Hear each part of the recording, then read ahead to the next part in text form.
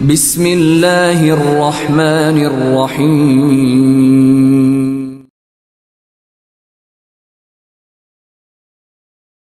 بسم اللہ الرحمن الرحیم اللہم صلی علی محمد و آل محمد وعجل فرجہم۔ ناظرین محترم سلام علیکم۔ شہیدان کرب و بلا کی مختصر زندگی میں آج ہم معرفی کریں گے جناب عبد الرحمن ابن عروہ غفاری سے۔ 23 سال کے جوان صحابی امام حسین علیہ السلام جناب عبد الرحمن کوفے کے بہت ہی مشہور اور معروف قبیلہ بنی غفار سے تعلق رکھتے تھے۔ یوں تو ہم غفار کو غفار بھی کہتے ہیں اردو زبان میں، لہٰذا قبیلہ بنی غفار سے آپ کا منسوب اور نسبت تھا۔ قبیلہ بنی غفار منسوب ہے غفار بن ملیل سے، اور یہ شاخہ ہے کنانا قبیلے کا کہ جو عرب کا مشہور عدنانی قبیلہ میں سے تھا۔ جناب عبد الرحمن کے والد کا نام جو مؤثق نام ہے وہ عروہ غفاری ہے، لیکن متعدد طریقے سے آپ کا نام لیا گیا۔ 5 طریقے سے تاریخ میں آپ کا نام وارد ہوا ہے۔ ازرا بھی کہا گیا ہے، ازودا بھی لکھا گیا ہے، اور غزوہ بھی لکھا ہے، ابی عروہ بھی لکھا ہوا ہے۔ ایک جگہ پر آپ کا نام عبد العزا بن حر ابن حارثہ ابن غفار بھی لکھا ہوا ہے، لیکن آپ کا صحیح نام عروہ ابن حراق غفاری ہے۔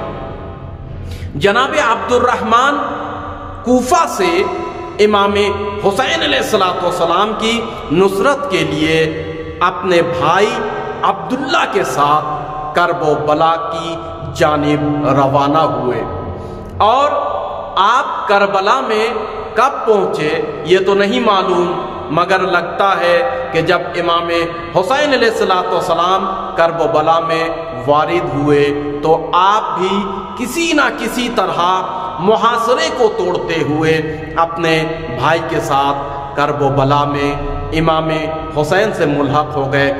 صداقت، سچائی کے راستے پر آپ اٹل رہے۔ آپ کی شخصیت اور آپ کی فضیلت کے بارے میں ہم 9 مختصر سے نقطے یہاں بیان کریں گے۔ سب سے پہلا نقطہ یہ ہے کہ جناب عبد الرحمن ابن عروہ 23 سال کی عمر میں بھی آپ کوفے کے بزرگوں میں سے شمار کیے جاتے تھے۔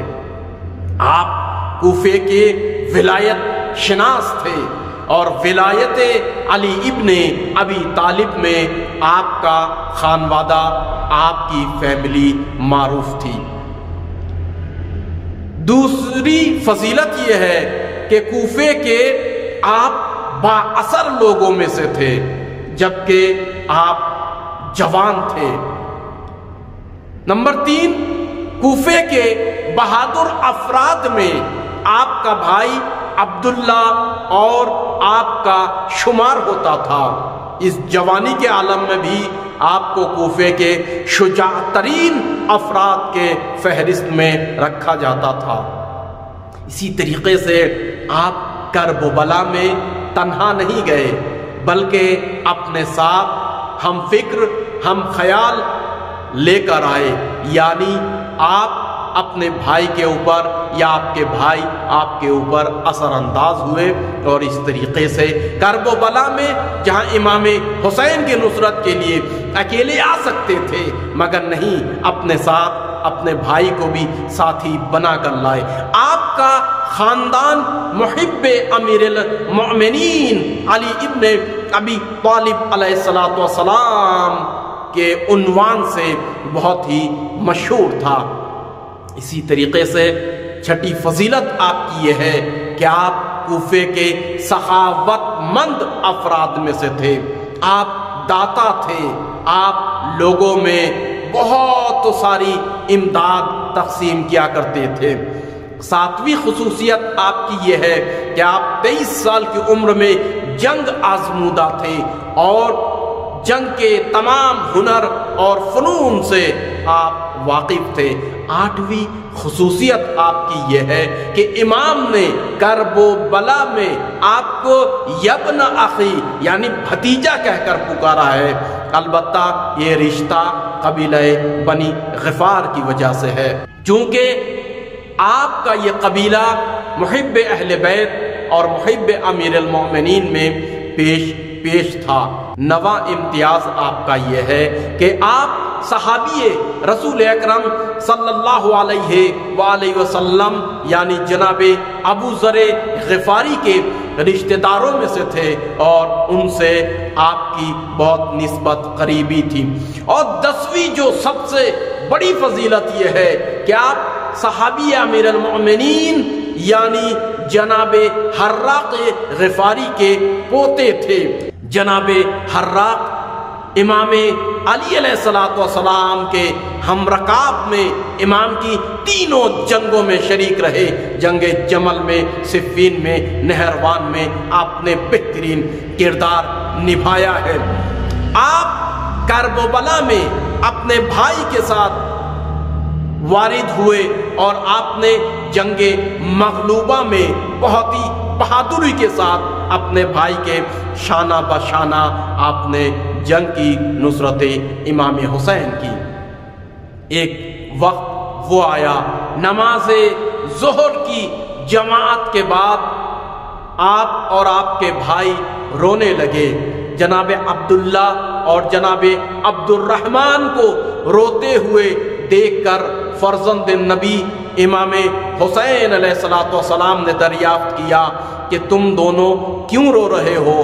تو جناب عبد الرحمن نے دست ادب کو جوڑ کر فرزند نبی کو سلام کیا اور کہا یا ابن رسول اللہ، ہم اپنے لیے نہیں رو رہے ہیں، ہمیں ہماری فکر نہیں ہے بلکہ ہمیں آپ کی فکر ہے۔ ہم دیکھ رہے ہیں کہ دشمن چاروں طرف سے یلغار کر رہے ہیں، تعداد بہت زیادہ ہے، چاروں جانب سے محاصرہ کر لیا گیا اور اب تو خیموں کے نزدیک بھی آ گیا۔ خیموں میں ناموس رسول ہے، دشمنوں نے چاروں طرف سے گھیرا تنگ کر دیا ہے اور ہم ہیں کہ اکیلے ہیں، ہم سے کچھ نہیں ہو پا رہا ہے، ہم آپ کی صحیح سے حفاظت نہیں کر پا رہے ہیں۔ ہم یہی سوچ رہے ہیں کہ فرزند نبی کا کیسے ہم دفاع کریں۔ لہٰذا امام حسین علیہ السلام نے تاریخ ساز آپ دونوں کے لیے جملہ کہا اور امام نے فرمایا مرحبا بکم، شاباش تم دونوں کے اوپر کہ وقت کے امام کو تم پہچانتے ہو اور ان کی معرفت اور حق رکھتے ہو۔ ادنو منی، میرے نزدیک آ جاؤ۔ جب وہ دونوں نزدیک آئے، امام نے اپنے مبارک ہاتھوں کو دونوں کے شانوں پر رکھا اور فرمایا فجزاکم اللہ یا بنی اخی، اے میرے بھائیوں کے فرزند، یعنی ایمانی اور قبیلہ غفار کی ہم پیمانی امیر المؤمنین سے تھی، لہذا آپ نے یہ نسبت دی فجزاکم اللہ، خدا تم دونوں کو جزا دے، یا ابن اخی یعنی اے میرے بھتیجوں، ووجدکما من ذالک، اور ہم نے ایسا ہی پایا تم دونوں کو کہ جیسا صحابی حسین علیہ السلام ہونا تھا، ایمان میں، جوش میں، جذبے میں، بہادری میں، سخاوت میں، تقوی میں، ہر موڑ پر امام نے ان کو اپنے لائق پایا۔ پھر امام علیہ السلام نے جو عمدہ نقطے کی جانب اشارہ کیا وہ مواساتکما، اور تم دونوں کی برابری، یعنی یہ دونوں بھائی عجیب تھے کہ جو کبھی بھی کسی کے بارے میں یہ فرق نہیں کرتے تھے یہ اپنا ہے یہ غیر ہے، بلکہ سب کے لیے آپ یکساں رویہ رکھتے تھے۔ اسی طریقے سے امام نے فرمایا بے انفسکما ایایا بانفسکما کہ یاد رکھو تمہاری نفس بہت جلدی خوش ہوگی اور تمہیں خوشی میسر ہوگی. احسنا جزاء المتقین، اور تمہیں بہترین پاداش اور جزا ملے گی اور خداوند عالم تمہیں متقین میں سے قرار دے. یعنی یہ آپ دونوں کے لیے جناب عبد الرحمن اور جناب عبداللہ ابن عروہ کے لیے کہ امام وقت نے جن کو دعائیں دی ہے، ان جیسی شخصیت کون ہو سکتا ہے. روایت میں ہے کہ جناب عبد الرحمن جناب عمرو بن جنادہ، اور ایک قول کے مطابق جناب عمرو بن قرظہ انصاری، اور تیسری روایت کے مطابق جناب یحییٰ بن سلیم مازنی کے بعد آپ اپنے بھائی جناب عبداللہ ابن عروہ کے ہمراہ میدان جنگ میں جاتے ہیں. لکھا ہے کہ آپ اور آپ کے بھائی نے مل کر کربلا کے میدان میں تاریخی رجز پڑھا. ایک مصرع آپ پڑھتے تھے اور ایک مصرع آپ کے بھائی عبداللہ جواب دیتے تھے. آپ نے رجز میں اس طریقے سے کہا: قد علمت حقا بنو غفار و خندف بعد نذار.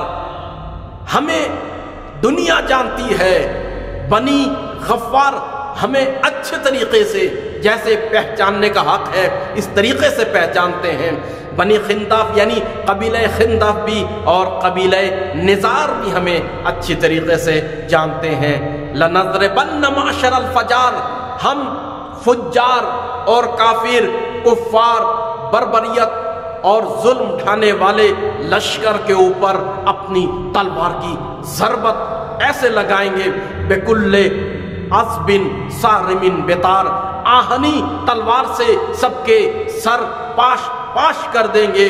یا قومو ذو ذوا ان بنی الاحرار، یاد رکھو اے لوگو، ہم آزاد لوگوں کی، آزاد بیٹوں کی نصرت میں آخری قطرہ خون دے دیں گے.